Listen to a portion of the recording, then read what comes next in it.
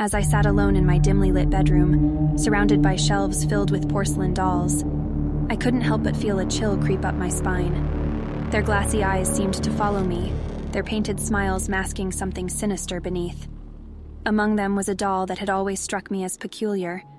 Its delicate features were eerily lifelike, and its porcelain skin was flawless. It was called Lily, and there was something about her that set her apart from the others. One stormy night, as lightning tore through the sky and rain lashed against my window, I thought I heard a soft whisper. It was barely audible, but it sent shivers down my spine. I dismissed it as my imagination running wild and tried to focus on a book, but my attention kept drifting back to Lily. As I gazed at her, I noticed a subtle change in her expression. It was as if her lips twitched into a mischievous smile. I blinked, convinced it was just a trick of the flickering candlelight.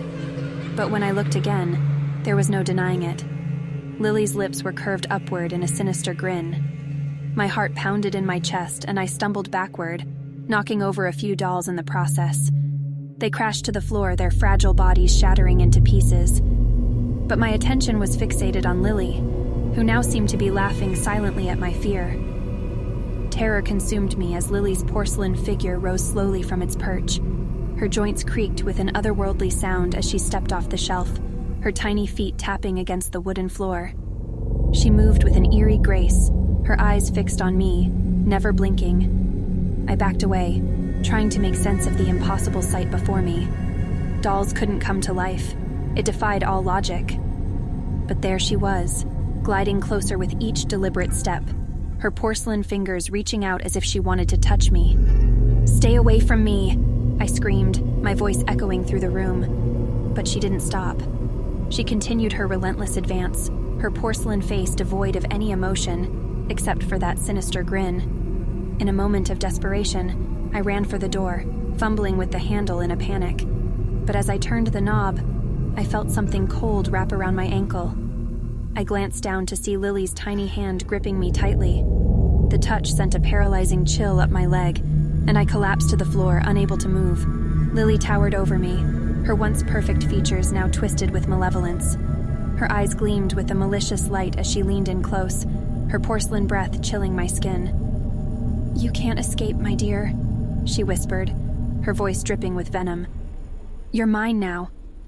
Time seemed to slow as Lily's grip tightened, draining the strength from my body. I could feel my energy waning, my consciousness slipping away.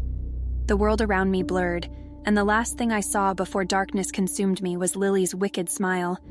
When I awoke, it was morning, and the storm had passed. I sat up, my body aching as if from a terrible nightmare. As I surveyed my room, I noticed the shattered dolls on the floor, but Lily was nowhere to be seen. Had it all been a terrifying dream?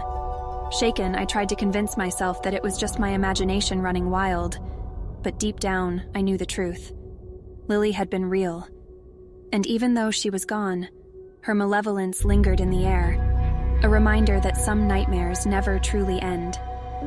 From that day on, I lived in constant fear, haunted by the memory of Lily. I got rid of all the dolls, but their haunting presence still lingered in my mind. Every creak of the floorboards, every gust of wind filled me with dread. I knew I would never be free from the horror that Lily had unleashed. And in the darkest corners of my dreams, I can still hear her laughter, a chilling reminder that evil can take on many forms, even that of a porcelain doll.